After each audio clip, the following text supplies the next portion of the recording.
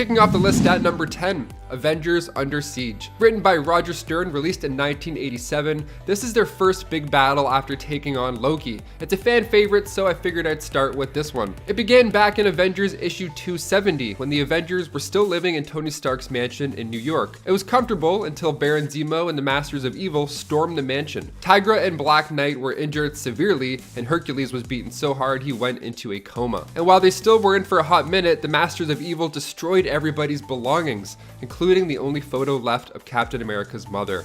That was a pretty sad page. Number 9, Secret Invasion. With Disney announcing all these new Marvel shows, we can start speculating where the plot might go. Like, for example, Secret Invasion was announced, and now Emilia Clarke has signed on to do it, along with Samuel L. Jackson and Ben Mendelsohn, so it's clear some Skrulls are probably going to be in the picture. In the comics, Secret Invasion was an event that took place where Skrulls wanted to take over Earth. They thought it was rightfully theirs, so they're like, yeah, let's do this. So what better way to take over the world than to blend in like one of the greatest heroes on it? So after the Skrulls had experimented on the Illuminati, they put one Skrull secretly in every team in all these states. So with Sharon Carter making some shady phone calls after she was pardoned in the final credits scene of Falcon and the Winter Soldier, I'm betting that she's already secretly a Skrull. Number 8, House of M. This 8-part event written by Brian Michael Bendis starts off rather beautiful, dare I say. Wanda Maximoff is giving birth to her new twins. Vision is by her side, and then Xavier's voice just pops in out of nowhere, demanding that Wanda returns the world to normal. She refuses, and she hangs on to her children, and they shatter. The world goes away, and Wanda returns back to the normal world, where she has no twins, but she's in a dark room on Genosha. And he uses his powers to put her back to sleep. Then in comes Magneto, and he asks about his daughter's progress. And Charles is afraid, because at this point, her power is too much to handle. Now in Avengers Tower, the team is discussing on what to do with Wanda. The ideas are getting kind of dark, because they have to. Wolverine is suggesting that they just take out Wanda, just killing her, which is pretty dark. But then when Quicksilver passes on this gossip, Wanda then warps reality into a world called House of M, where mutants were top dogs, and Magneto and his family just ruled them all. Other Marvel heroes were given their desires, like Peter was married to Gwen Stacy, Cyclops is married to Emma Frost, and Doctor Strange is a psychologist. The world is completely different, but the only person who remembers real life is Wolverine, the same guy who suggested that they Wanda. Things took a turn, and the event became even more stressful when Wanda uttered those 3 words in issue 7.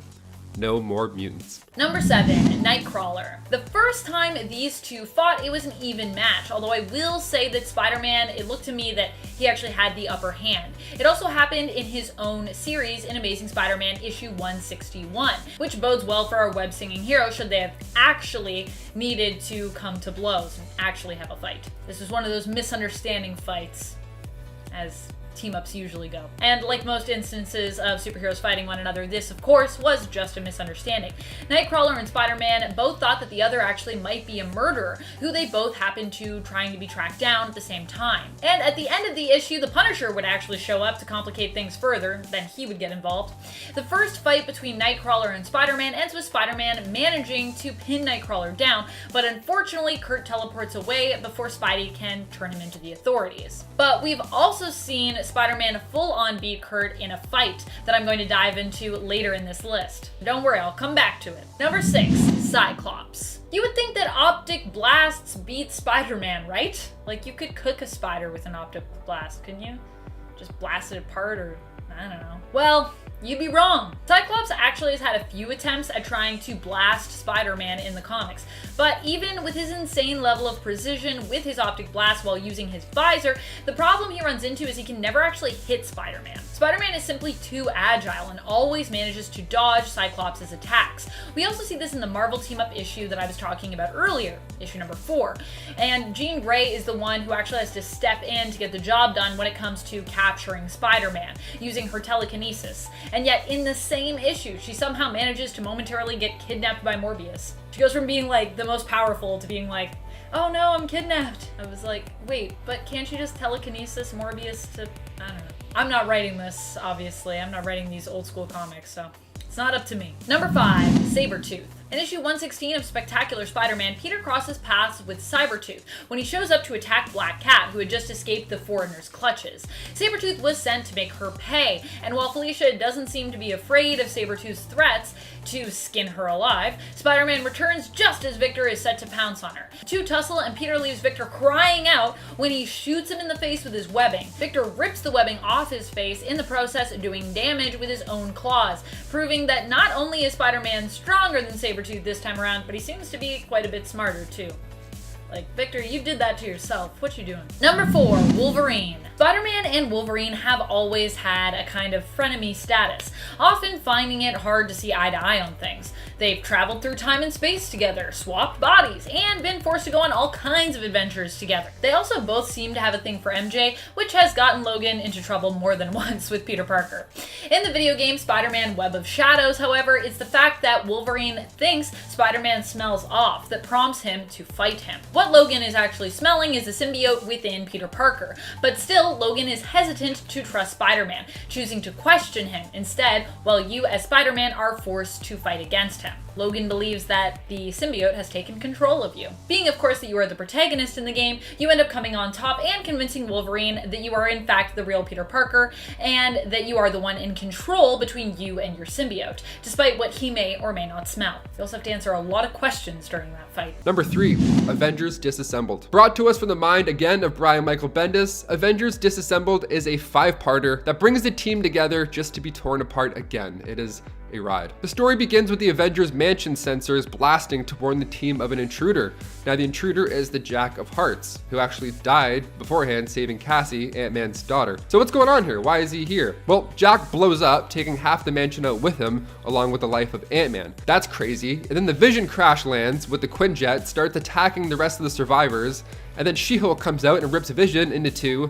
And then while She-Hulk was going nuts, she accidentally hurt Wasp, Captain America, and Captain Britain. She-Hulk ended up leaving the group because of the guilt inside after she just wreaked havoc. Now this whole event is wild, even before Scarlet Witch is revealed to be behind it all. Spoiler alert. This is when Wanda lost her 2 kids because, well, they weren't actually her 2 kids. They were created from Mephisto. So she was upset. Eventually, she was defeated by Doctor Strange and Magneto took over from there. Now, this is where people, and I, want Wanda to go in the MCU. Perhaps studying the Darkhold and the recent loss of Tommy and Billy, she might make a big bad comeback. Who knows? Number 2, Avengers Red Zone. Avengers Volume 3 Issue 65, titled Avengers Red Zone, is a 6-parter that begins with this mysterious red cloud coming through South Dakota. Oh, this is a nightmare. So it's bringing a plague, basically. It's a red mist of doom. It's kind of like the movie The Mist, but without monsters, although it's just as terrifying. So everybody wears masks, because you know that's what happens when there's a plague and you don't want to, die. You wear masks. Weird concept, I know. But it's still a war zone. People are dying off fast. Now in comes Captain America and the Avengers to save the day, figure out what's going on. And the team struggles here a lot. They get sick, they get infected, their motivation is just low, their team members are dying off, and things come to a fun turn when Iron Man and Black Panther create a cure. Great. But Iron Man gets trapped by Red Skull come part 6. The team is not looking good at this point. Cap is down, so Tony takes his suit off and exposes himself to the mist in order to give Steve CPR. No sacrifice, no victory.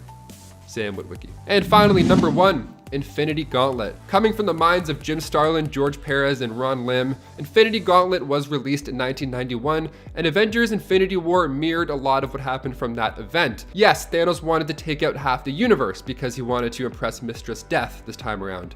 He wanted to be her equal, whereas in the movie, he just wanted to fill people's bellies. The film adaptation was, in my opinion, Marvel's best work. All those characters in one movie, it felt smooth, didn't feel long, it didn't feel slow at any part. It's kind of great. In the movie, when Thanos is obtaining these gems, he toys with the Avengers in a similar way.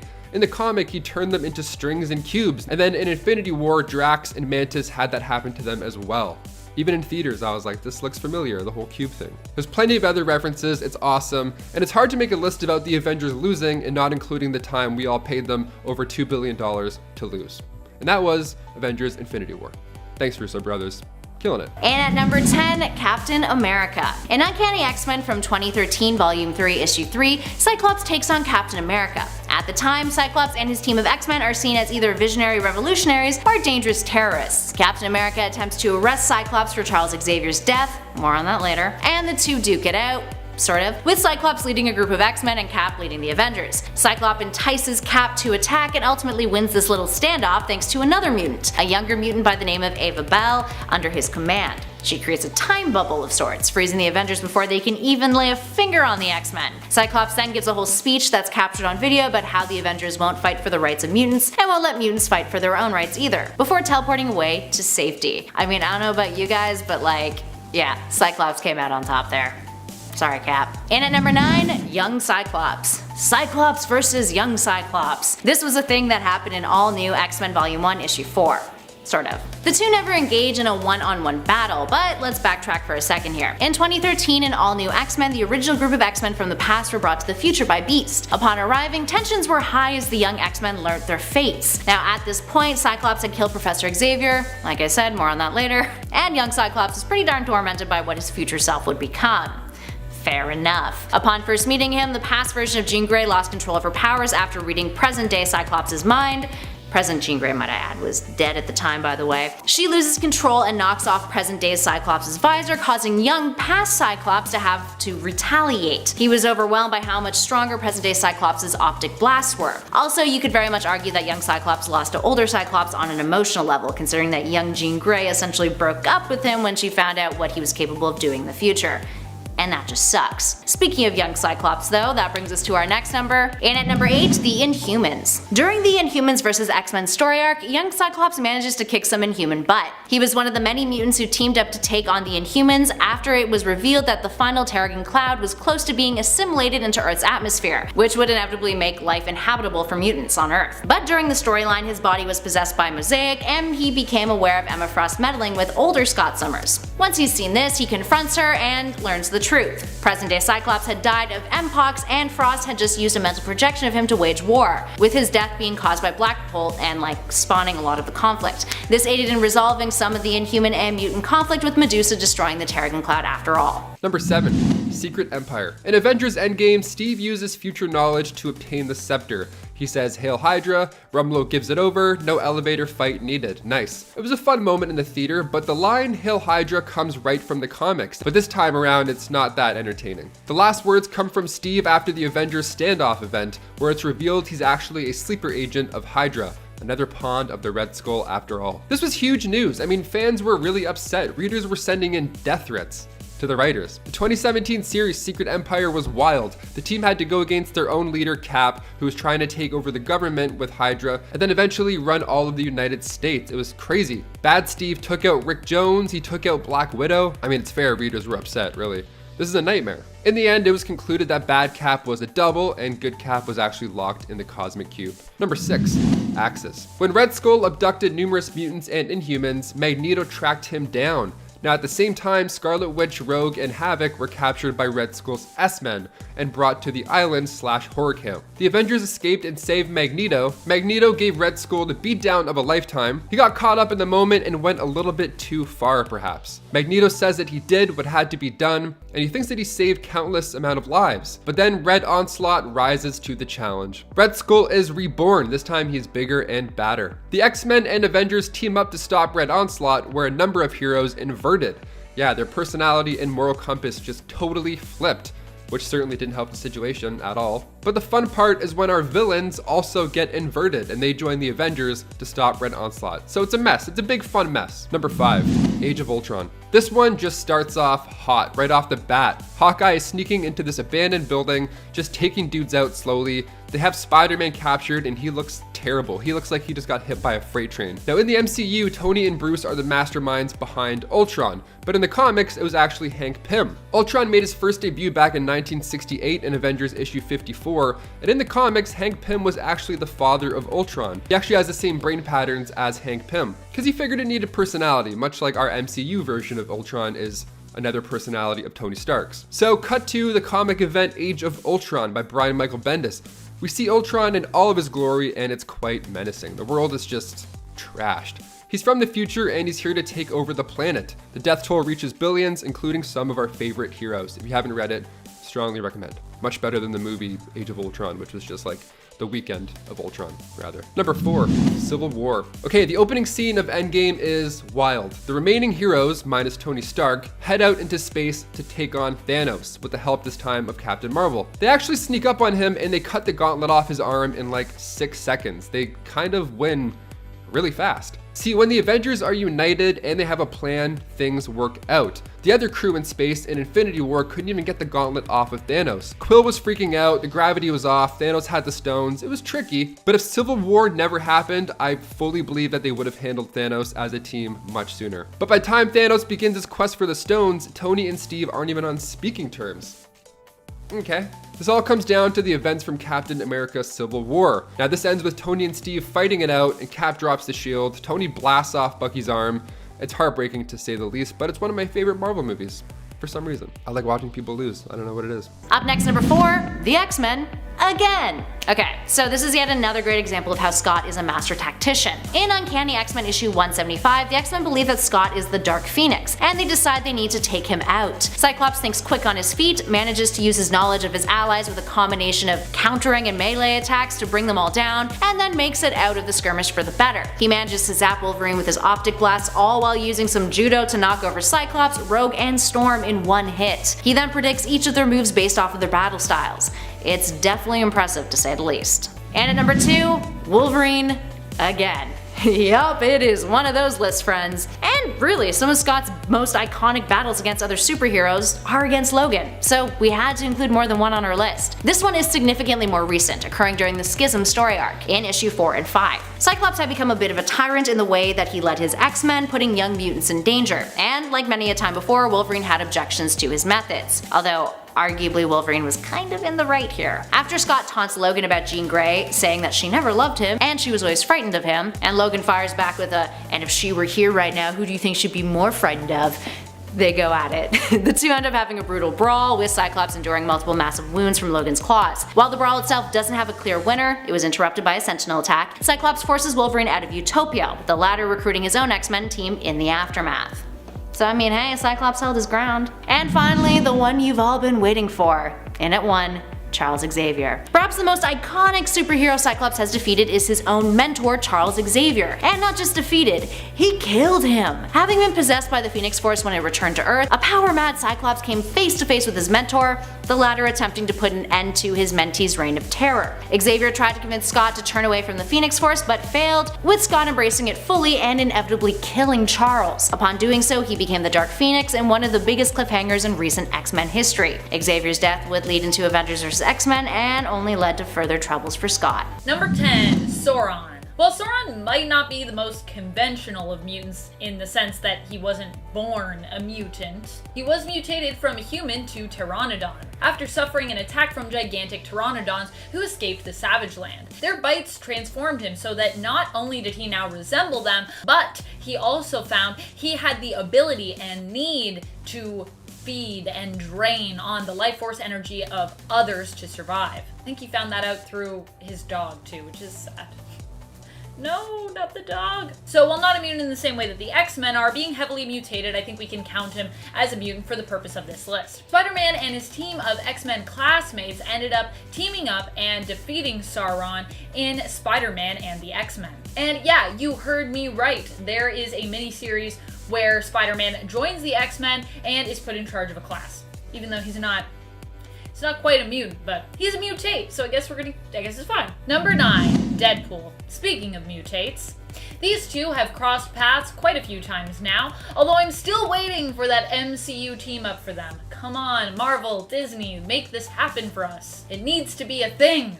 But while Deadpool is usually seen as a huge Spidey fan, and Spider-Man for the most part tries to be good about tolerating Deadpool's ridiculous behavior, and sometimes he's actually even a fan of him too, in the Ultimate Spider-Man cartoon, Spider-Man gets pulled into Deadpool's zany world to battle. In Deadpool's reality warping mind, Spider-Man becomes just a whale and Deadpool the harpooner that is hunting him with puns. That's right, this actually leads to a pun-off full of verbal insults and zingers, which ends with Spider-Man defeating him by throwing the figurative and literal book at him, the Book of Morality.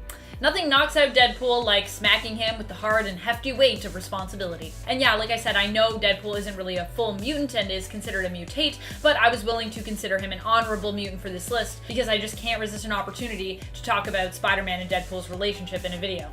The bromance is so strong between them. Number 8, Angel. These two ran into one another in an issue of Marvel Team-Up Volume 1, issue number 4, featuring Spider-Man and the X-Men. Like most team-ups, this one starts with the X-Men coming to blows with Spider-Man after Professor Xavier reads an article in the newspaper that tells him that a scientist and a former colleague of his has been kidnapped by the masked vigilante Spider-Man. First up is Warren Worthington III, Angel. Understandably, Angel was no match for Spider-Man, who already had practice when it came to flying enemies thanks to his own villain, the Vulture. He has run-ins with the Vulture pretty early on in his own series, so. Webbing combined with his quick reflexes and acrobatics allowed him to easily beat Angel in one-on-one combat. So yeah, if you think just because you can fly you're gonna be able to get away, no. And at 7, Alpha Fight. Okay, slightly untraditional choice for this number, but once upon a time, in an alternate universe, Scott Summers found himself fighting against the Alpha Fight team. Except they were all zombies. As you can guess, this happened in Marvel Zombies, the alternate timeline in which a zombie virus proceeds to infect the entire globe and all of the heroes and villains within it. In Marvel Zombies' Dead Days, Cyclops alongside the other X-Men take on a zombified version of Alpha Fight at the X-Mansion. Despite beating them, he too succumbs to the infection eventually and becomes a zombie himself, later being a meal for the cosmic zombie Galacti, a group of Marvel zombie characters who managed to eat Galactus and therefore inherited the power cosmic. It's a whole thing. And at number 6, Magneto. Okay, so these days Magneto is technically a superhero after the events of House of X, and quite frankly, Cyclops hasn't fought a whole lot of superheroes in one, so the Master of Magnetism lands a spot on our list. Cyclops and the rest of the X-Men have come face to face with Magneto more times than we can count, and while Cyclops has never personally won against Magneto, you know, team efforts matter. Yeah. Number 3, Iceman.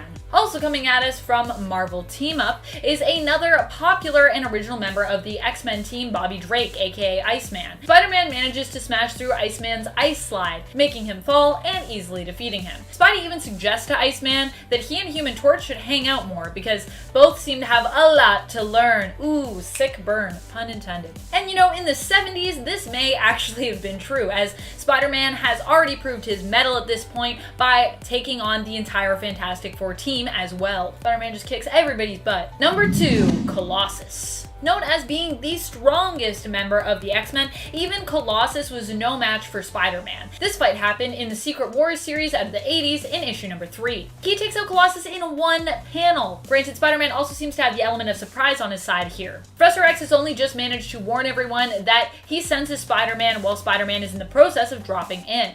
He defeats Colossus in one panel using his webbing to blind him, because for those of us who are used to seeing, not being able to see, I guess is kind of everybody's weakness. So there you go, blind Colossus and you can defeat him. Number 1, all of the X-Men. And during this fight in Secret Wars, Spider-Man ended up taking on and defeating all of the X-Men as well, at least all of the X-Men that were there at the time. Considering that Peter Parker is known for being friends of quite a few mutants, it might surprise you to hear that he'd even battled the X-Men. But this was during their time on Beyonder's Battle World, where Spider-Man had just overheard them discussing mutant oppression and joining with Magneto. And you know, Magneto's a bad guy. So this just rubbed Spidey the wrong way, and he decided to attack, revealing that he'd heard their plan and he was gonna rat them out. I mean, I get why he attacked them to stop them, but confessing you're gonna rat them out seems like a bad move. He dodges attacks from Cyclops and Storm, swats Wolverine out of the way with one hand, ties up Rogue and hangs her from a pipe, and sticks Nightcrawler in a spot where his teleportation abilities appear to be disabled. This is the defeat that I was talking about earlier for Kurt, by the way. It was pretty impressive, and at the end of it, he left Logan, if you can believe it, actually remarking how lucky the X-Men were that that was all that Spider-Man had done to them. In his opinion, it could have been way worse. Of course, Xavier did manage to at least wipe Spider-Man's memories of the conversation just as he was getting away, proving that Spider-Man is still no match for a powerful psionic mutant.